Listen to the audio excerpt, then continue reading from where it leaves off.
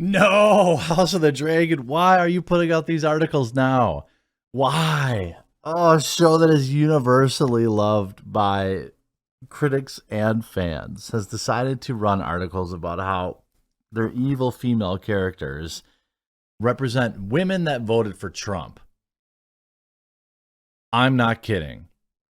Can I just ask when in history has this kind of marketing wonk, these interviews, has this ever been a good thing? I can't imagine this going over well. Just calling half of 25% of the country the villains. I don't understand. I don't get it, friends. I don't understand. What I do understand is my K-Cups are here. Coffee brand coffee, both dark and medium roast. And for a limited time, you can get these sweet Founders coins when you order them until they're gone anyway. Also in stock, our spiked jack-o'-lantern, our double caffeinated, and our pumpkin spice. Promo code The Quartering to save and to support the channel. I'll leave a link in the description below. There's the reviews are just under 2,000 now. You can now read reviews on the spiked jack-o'-lantern, on the K-Cups, on the Roaster's Choice, everything. It's amazing stuff. I really, really hope you'll give it a try. Try it. Maybe gift it to somebody. House of the Dragon. Olivia Cook's Alicent is a woman for Trump. Why? Why are you putting out these articles? And there's dozens of them. Why? Play the role like a woman for Trump. Why do you have to do this? The show is now I feel like I don't want to watch it. Now I know that that's being a little soft, but come on. I've just been saying week after week, okay, I keep hearing reviews are pretty good for this show. I should probably check it out. Maybe I will check it out eventually. I'm going to have HBO Max. It's not going to cost me anything to check out. Then I have to read this.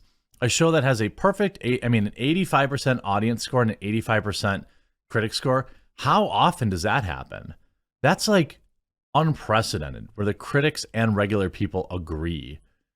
A show that has an 8.7, nearly a 9 out of 10 on IMDb, with 140,000 votes. This isn't a small sample size.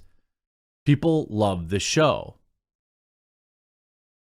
House of the Dragon's HBO Game of Thrones prequel chronicling the Targaryen reign under King Viserys, and the conflict which led to the Dance of the Dragons is heading into its second half of the first season.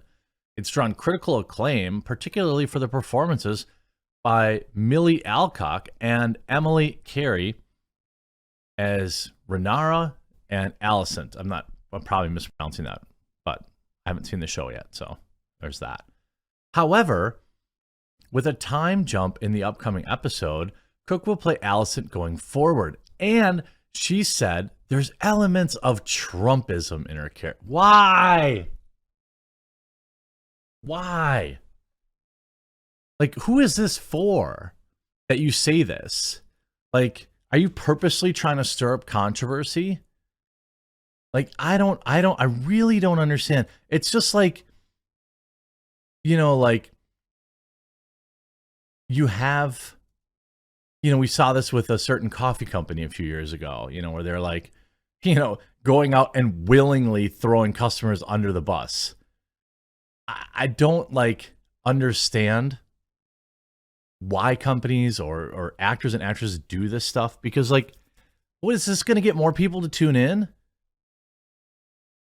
In a brand new interview with Entertainment Weekly, she spoke about taking on the character in a new direction she received from the showrunners. She's like a woman for Trump, they told the Star, she recalled. I didn't want to give them more mental real estate than they already had, she continued. So I tried to find a different route into her, but I could see what they were saying with this complete indoctrination and denial of her own autonomy and rights. I just couldn't be asked to go down that road. Sapachik wrote about the comparison in an earlier interview with Empire, explaining how the idea for the show is to orbit around Rhaenyra, and Alicent came from his wife, Alexis Rabin, who's a development executive at his production company. Shocking. If you really focused in on the patriarchy's perception of women and the fact that they'd rather destroy themselves than see a woman on the throne, he said, what if Alicent is like woman for Trump and Ray, I'll just say, like punk rock? What?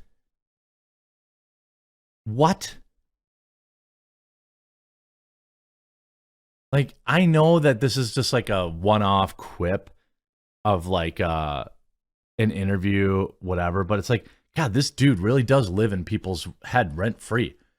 He hasn't been the president for 2 years. And like, he hasn't been president for 2 years. I can't think of a time I think about a prior president unless it's from like a historical standpoint. You know, like, I didn't love Obama, but I don't think about the guy ever. You know what I mean? Like, I don't think about George W., who's probably the second worst president in my era. I don't think about that guy and his complete lack of leadership and the hilarious fact that the American people just voted for him because of his last name. I don't think about that guy. But like, these people really are like, that they still think about the guy. A mega hat would have clashed with the green gowns anyway.